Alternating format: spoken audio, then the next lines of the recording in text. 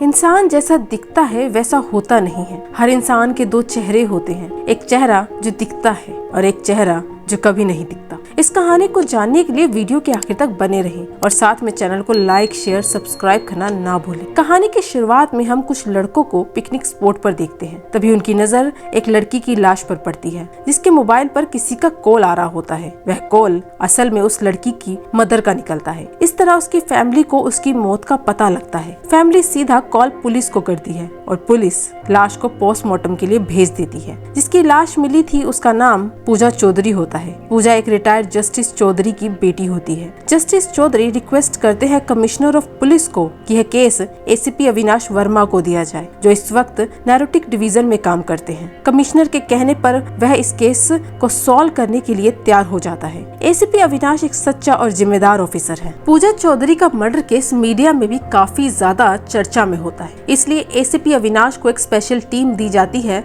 सिर्फ इस केस को सॉल्व करने के लिए और एसीपी अपनी नई टीम के साथ इस केस की इन्वेस्टिगेशन शुरू कर देते हैं। विक्टिम पूजा चौधरी, उम्र 29 साल, अनमैरिड। डेथ पोस्टमार्टम के हिसाब से सैटरडे यानी 17 की सुबह 10 और 12 के बीच में हुई और लाश टूरिस्ट स्पॉट पर संडे यानी 18 को मिली। मौत सर पर कुछ मेटेलिक चीज या कॉपर ऑब्जेक्ट मारने की वजह से हुई है। एसीपी सबसे पहले टूरिस्ट स्पॉट पर जाते हैं ताकि वहां पर छानबीन कर सके। उसके बाद पूजा चौधरी के घर जाते हैं जहां पर उसकी मुलाकात पूजा के फादर जस्टिस चौधरी और पूजा की मदर से होती है। तब पूजा के पेरेंट्स बताते हैं कि पूजा शुक्रवार की शाम अपनी फ्रेंड कविता के घर गई, वो भी टैक्सी से, क्योंकि घर पर कोई कार नहीं थी। कविता अपने हस्बैंड एमएलए रवि खन्ना के साथ रहती है। जब पूजा अगले दिन भी घर वापस नहीं लौटी तब मैंने संडे की सुबह कविता के घर फोन किया। फोन वहाँ के नौकर दादू ने उठाया जिसने बताया कि पूजा शनिवार की सुबह से मिसिंग है।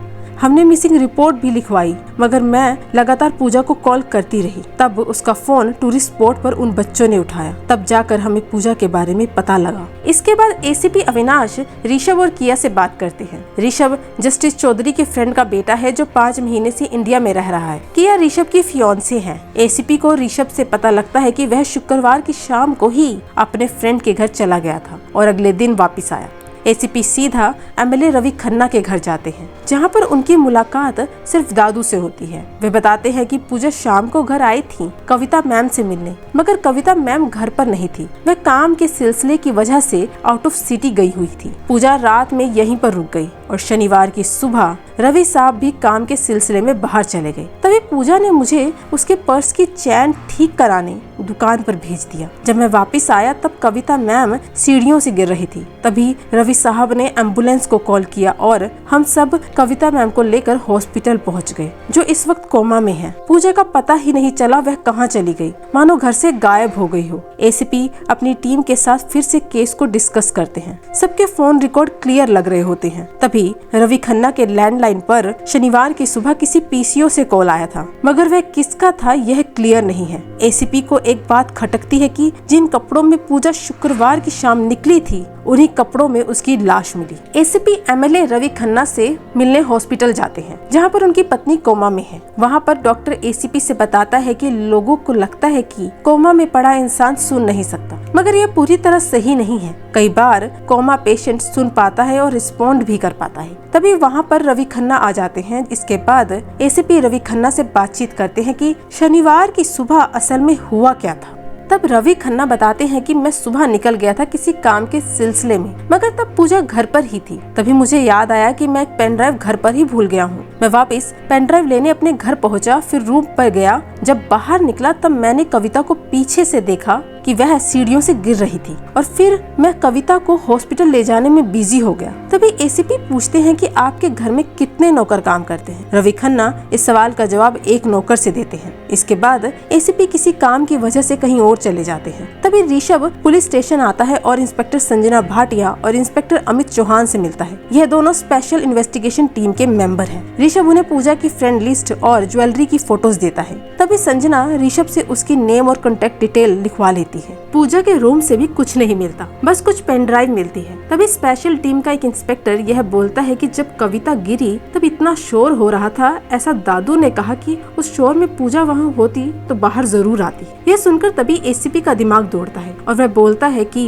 पूजा कविता के गिरने से पहले ही मर चुकी थी, तभी किसी ने भी उसे बाहर जाते हुए नहीं देखा। इसके बाद रवि खन्ना के फोन रिकॉर्ड चेक किए जाते हैं, जिससे पता लगता है कि उसने 10 बजे के करीब सिल्क रूट बार में कॉल किया था और फिर 12 बजे के करीब किसी सनेश्वर यानी सनी को कॉल किया था और फिर रवि ने इसे 6 बार कॉल किया। एसीपी रवि के घर में ऐसे ही छानबीन करते हैं। तभी एसीपी दादू से पूछते हैं कि कुछ भारी सामान भी घर से गायब है क्या। तब दादू बताते हैं कि इस बारे में मुझे नहीं पता होगा, मगर इस घर की दूसरी नौकर भारती को पता होगा। इसके बाद भारती को पुलिस स्टेशन बुलाते हैं पूछताछ के लिए। तभी भारती बताती है कि वह उस दिन 3 बजे के करीब रवि साहब के घर पहुंची थी। जैसे ही वह लिफ्ट से निकली, कोई आदमी एक बड़े से बोरे में कुछ भरकर रवि साहब के घर से बाहर जा रहा था। मैंने रवि साहब को इस बारे में बताया, मगर उन्होंने कहा कि मैंने ही उस आदमी को भेजा था। तभी पुलिस को पता लगता है कि सनी किसी श्रीकांत नाम के आदमी से मिलने वाला है। पुलिस को भारती की मदद से सनी का स्केच मिल जाता है और सिल्क रूट बार से पुलिस को सनी के वहाँ काम करने की इंफॉर्मेशन मिलती है। पुलिस सनी को पकड़ने अंडरकवर होकर जाती है, मगर वहाँ पर तभी लड़ाई छिड़ जाती है और उसी में सनी को गोली लग जाती है और वह मर जाता है। इस वजह से पुलिस के ऊपर मीडिया का ज्यादा जोर पड़ने लगता है। तभी एसीपी